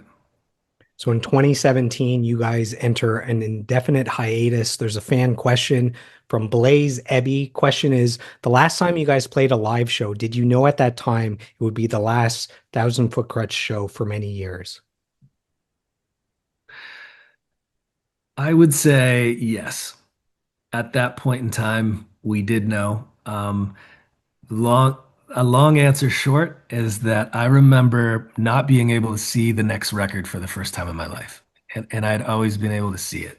And so that really troubled me. I remember it was just like this dark cloud of urgency in front of my face. I felt like I couldn't see the next record. And that made things feel really weird. And so it occurred to me that like that vision that I had seen at the beginning of what I sensed was like a 20-year vision, like we were there, and it just never occurred to me. It was like, wow, I feel like we blinked, and so yeah, I said to the guys, like, can we be intentional to just pray about like what the next 20 look like, And so we did that, and it was probably about a month of that, where playing shows and doing our stuff, but just man, I felt really something was missing. And I didn't know. It's like I woke up and someone had surgically removed something. And I was like, what is going on? And so I remember being so frustrated with God, with life, with just being like, what is going on, man? I don't get this. I can't, I feel like I can't even, look over top of this thing in front of me right now and just live a normal day until this is figured out. And uh, yeah, I felt God speak to me and just say that, this assignment is done and I have a new assignment. And so, kind of that we had dug these trenches across the world together and that he was going to continue to use those. But he had a new assignment. So I felt such a peace about that, guys. Like that's how I knew it was him. It's been my whole life. So that's not something I would ever choose to do, And so I just talked to the guys and individually, and we all felt unified on that it was time to just, it was for a season. We weren't sure what that meant. So we set the band down, and we had families and felt we were supposed to be here, and didn't want to miss those moments and wanted to be there for our families. So that's what we've done. And the guys have went on to do some other awesome things in their own lanes and real estate and mixing records and some production and different things. Music. I've felt kind of drawn towards other things in music and building some things creatively throughout this season, and just have had a blast doing that, and spent a lot of time working on some really fun songs with some really great bands. So kind of been doing a lot of those things and just enjoying family, man. So let's touch a little bit on FM Static and I Am the Storm. So FM Static in 2003, you start this as a side project for TFK, also signed to Tooth and Nail Records, a very different sound. This is more of a pop punk sound. You Yeah. release 4 albums, there's 12 singles. The song Tonight is the band's most popular song on Spotify, 111 million plays. Why do you think people love that song so much? Man, it just, yeah, it resonated hard. That was not something I saw coming. That song to me was about losing someone and sort of uh, reminiscing about moments with that person, and then having those honest moments of like just how you feel when you think about them, looking up at a starry sky. And that's kind of what that song was about to me. And yeah, I had no idea that it would resonate so deeply with people. That was that song's off our second FM Static record that Steve and I had produced ourselves, excuse me, with a few friends who helped engineer and stuff. And we didn't really know what we were doing. We did the best we could, but we that's how you learn, right? And so we learned a lot, but it was probably our worst sounding album. And so it's hilarious that that song ended up being off that album. But um, so on a production level, it's the most stripped down, and I love that about it actually. But yeah, that was an amazing thing, man. For a long time, I was on this cycle of like write TFK record, while touring this whole time, then write FM Static record, then record both of them when you can. And then I had a band I was developing called Hawk Nelson that was pop rock as well, and we would work on theirs third, and then it would just go back like, you know. You're just a glutton for punishment. I loved it. That's kind of all I did for a long time, and thank God I stayed married. So I owned the Dear Diary album. I bought that when it came out. Take Me As I Am goes to number one on American Christian radio. Did that number one mean something special to you, that you showed that it's not just Thousand Foot Krutch, that with a different project you can write a number one song? Sure. Yeah, absolutely, man. It was really cool to be honored for a different kind of color and a different flavor, I guess, musically. And those records, although, people would look at that as a side project kind of naturally, which I totally get. I never put one less percentage of energy into that than I did a TFK record or anything else. Like, so it was, yeah, I loved it, man, every second of it. And there's still a lot of music. Will FM Static return?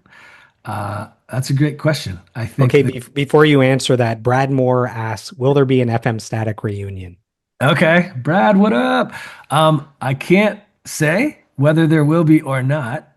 Same with TFK on that level, but there will be lots of new music in the same vein of both of those things. If you've been walking with me and with us, yeah.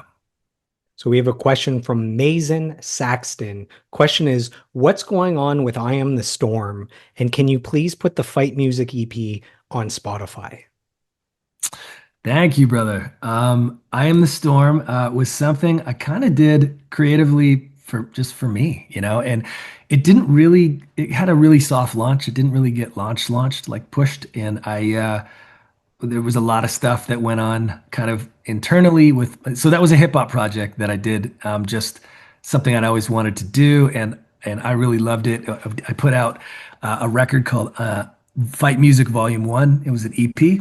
And yeah, long story short, we kind of ended up switching managers and teams and everything. Had some crazy stuff go on internally, had to let a bunch of people go. And that record kind of fell in the wake of that. So it didn't really get sort of pushed, so to speak. So I still have a second I Am the Storm record and a whole remix record with some really cool features like Method Man and some really fun stuff that I can't wait to release at some point. But yeah, and I'm going to resurface that EP properly just so more people can hear it. But yeah, Spotify, we have talked to them many times about re-putting that up. There was some issues with a past manager and some things that went down I don't really have answers for it, to be honest. So we're trying to get that back up, but I'm going to have all of that back in the mix as soon as possible. Thanks for asking, brother. So we have some kind words sent in from Sal Costa from the multi-platinum selling band My Darkest Days, as well as Smashing Satellites. And this is what Sal says. He says, I had met Trevor a few times through the industry, and I always thought he was such a sweet person. I, of course, loved his music, but honestly gained an entirely new appreciation for his talent when I toured with Thousand Foot Krutch for my solo project, Smashing Satellites. I was blown away by how great a singer and showman he was, and those songs I loved hit even harder. He's truly a legend and a gem in the rock world, and above all, The kind and humble person he is made it that much sweeter because, in the end, what is the point to a legacy if the creator of it is blind to what matters in life? So that's from Sal Costa. Wow. Thanks, Sal. Man, he's a beauty. That means a lot. I really appreciate that. It was, yeah, I wish we would have got to tour together more often, but we had a great time together when we did. And big fan of what he does, man. And uh, yeah, just following him in his life, even outside of music, he's just an awesome guy and an awesome family man and super talented. That's amazing. Thank you. So let's dive back into Thousand Foot Krutch, bring everything up to present day. So in 2023, the band announces the return from hiatus. You guys re-record a version of the album, The End Is Where We Begin, and there's collaborations with different artists on this. Then in 2024, you release the singles Unparalyzed with Caleb Hiles and the song Euphoria. How has the response been on those two new songs? I know that at least Euphoria went to number one for several weeks. Yeah. So those weren't, I guess, just to be clear, those weren't Thousand Foot Krutch songs. They were, but yeah, they were basic. Neil from Three Days Grace and Howard Benson have a record label called Judge and Jury, and so I had been doing some work with them and for them, and we did a deal where I would work on three songs kind of on a songwriting level and feature just 'cause they have some great artists and we were excited to work together. So that those two were part of that. Caleb Hiles was I met through that situation and incredibly talented guy and had a lot of fun with him on Unparalyzed. And then Euphoria, they wanted to do original music as judge and jury. And so that was the first one that I was honored to be a part of with them on that was Euphoria. And Neil and I and Lucas Rossi wrote that one.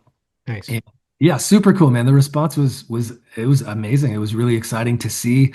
It's been a minute, and I wanted to kind of help get certain things set up for when I release this new music, and that they've been really helpful with that. So it's been cool, man. It's been awesome to reconnect with people, and thanks for checking it out. Anybody who has. So we've made it all the way up to 2025. And I have a fan question. This is from Jen Snell. Her question is, Oh, Jen. can fans expect a new TFK album in the future? And will you be adding a stop in Ottawa on your next tour?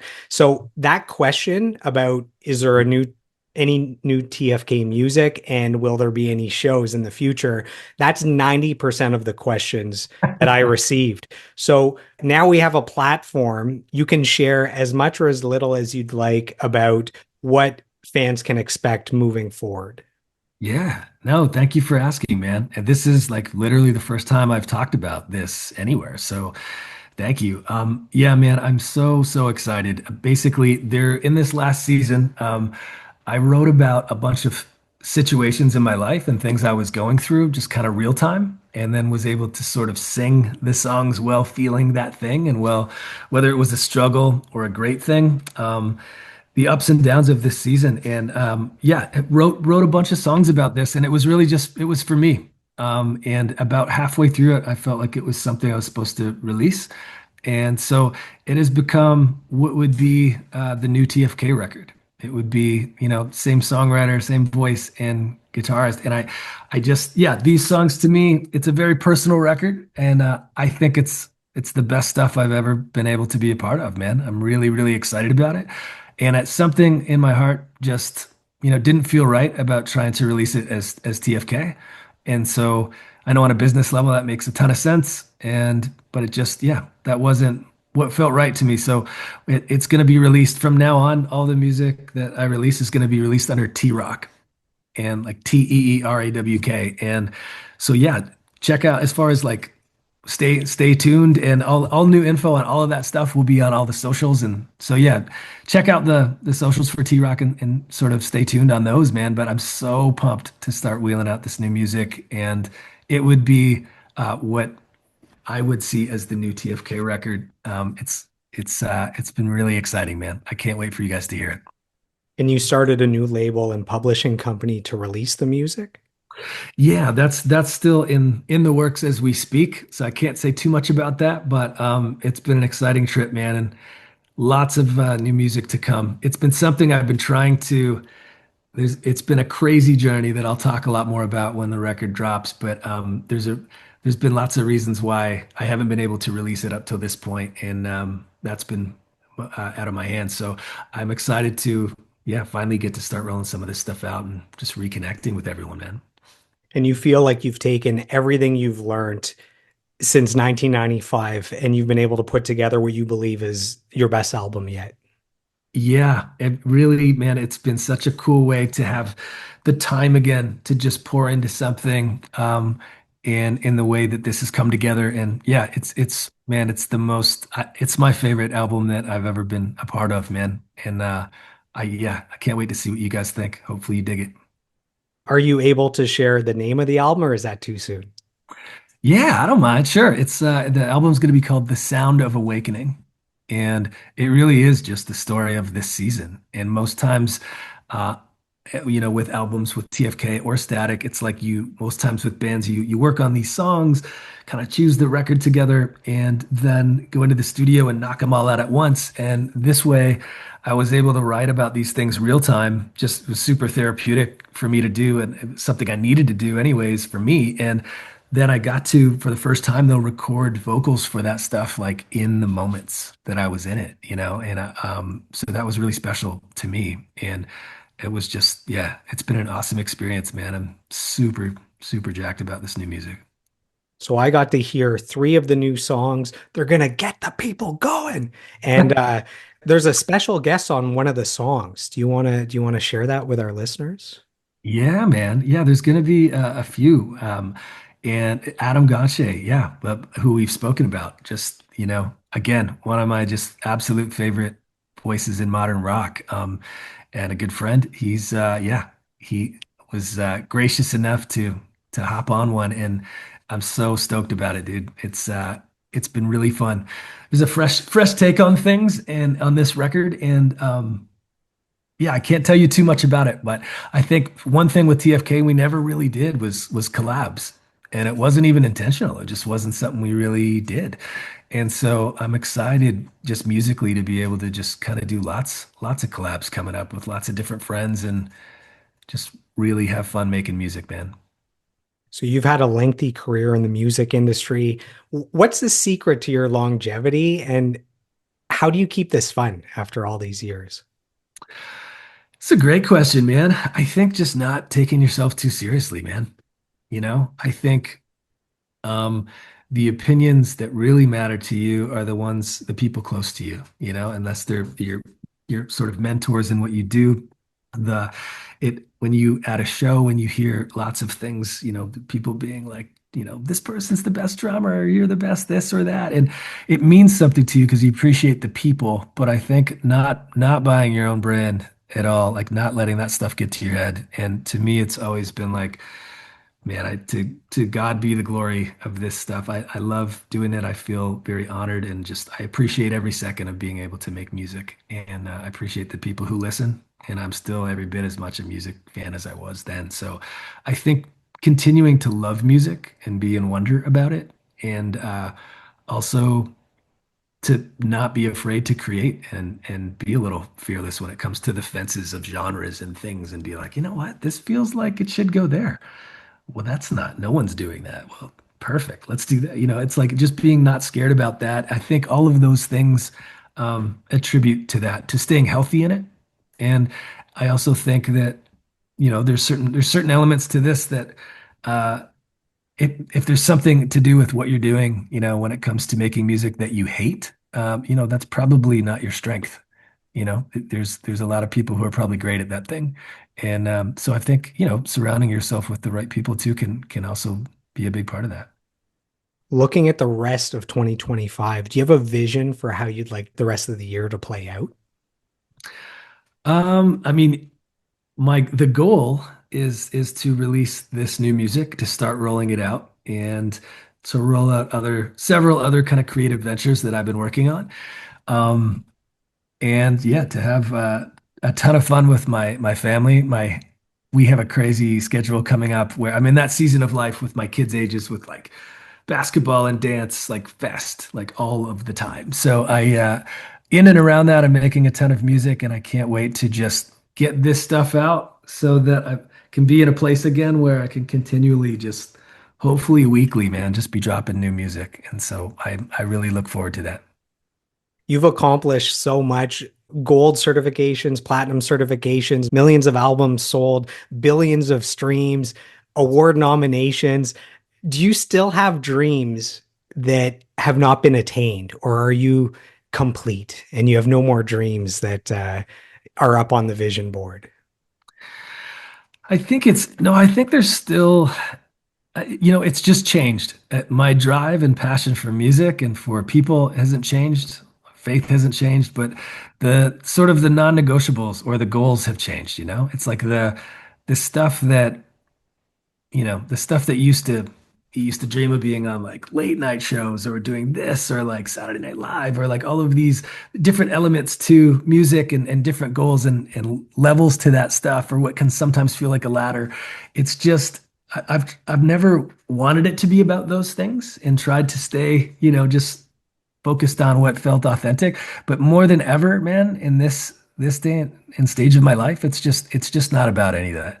If those things come around any of this stuff, then that's incredible. But that's not even the goal. It's to make music that I love, that I'm passionate about, and get to share it with people who love and connect with music the same way, and just trust that God gets it to the right people, and hope that that they feel like they're not alone through the stuff that they're going through.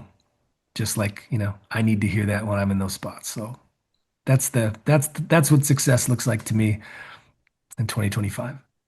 So we've made it to the final three questions. Trevor, can you handle three more questions? Let's go. When you look back on your life and career, what are you most proud of and what are you most grateful for? Man, it's a really good question. So many things. What am I most proud of? I'm proud to still be able to say that I'm doing what I love, and I'm doing it for the same reasons that I've always done it. That I'm doing it for authentic reasons.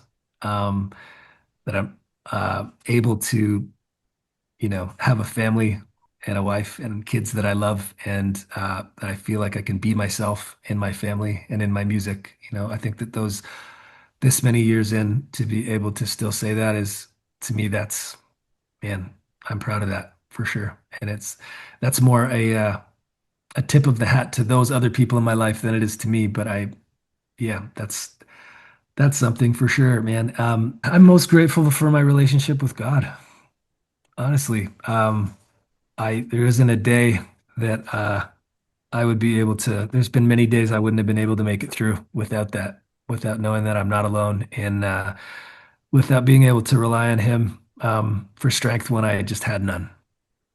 And yeah, this has been one of those seasons where I've learned a lot, man. And I've been to some of the lowest points I've ever been in this season, and that I wouldn't trade for the world because of the things that I've learned through it, and through the things that He's brought me through, and some of the healings that have happened in my family and in my life have just been a miracle. So I mean, it's been incredible. So I'm grateful first and foremost, man, just for my relationship with God.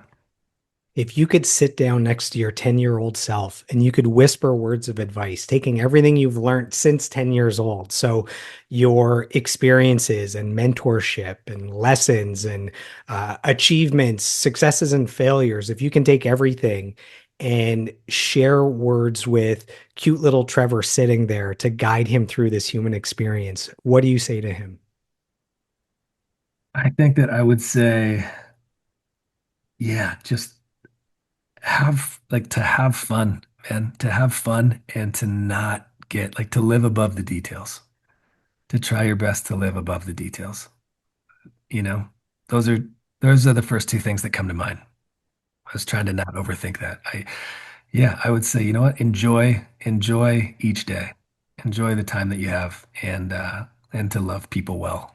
And that's what comes to mind. Is there anything you'd like to say to the fans that have supported you over the last 30 years? A massive, massive thank you. And that doesn't say it. Those two words don't even capture the gratitude I think in my heart and in the band, just from us to you guys, just a massive thank you. Thanks for walking with us. Thanks for, continuing to. Thanks for all the years that you've supported and showed up at shows and listened to this song and shared your stories, man. Thanks for sharing your hearts. That means the most to us. That inspires us and drives us. And hearing your stories about how songs or music connect with you, man, it connects with us the same way. So we're just friends having conversations, and we'd like to have a lot more of them. So thank you. And yeah, I look forward to continuing our journey together. As we wrap up, I just want to take a moment to acknowledge you for your lifelong pursuit of mastery as a singer, as a songwriter, as a guitarist. I want to commend you for having a big vision for your life, for having a dream, having the courage to pursue it on a daily basis and seeing it through to fruition with all the success you've achieved over the last 30 years. I want to thank you for putting out great music that has become the soundtrack to the lives of millions of people around the world, including mine. And last but not least, I want to thank you for sitting down with me for the last 2+ hours, answering all my Thousand Foot Krutch questions, all my FM Static questions. I really appreciate it. So, Trevor, thank you so much. This has been awesome. Joel, dude, awesome to meet you, man. And thank you so much for having me. This has been incredible. And thank you. Thanks for your love and support. And I love your podcast, dude, for sure. I've been checking it out, playing lots of it. So thank you for allowing me to be a small part of that, man. You're very welcome. Thank you for the kind words. So to our Trevor fans, to our Thousand Foot Krutch and FM Static fans, to the podcast fans, thanks for tuning in, and we'll see you on the next episode. Right on, man. If you've enjoyed today's episode, please take a moment to subscribe, like, comment, and share. Who would you like me to feature next for a 2-hour deep dive interview? You can let me know in the comments. You can also send me an email at joelmartinmastery@gmail.com, or you can reach out to me on all social media platforms at joelmartinmastery. So I am done. I am complete. I approve this message, and I'll see you on the next episode.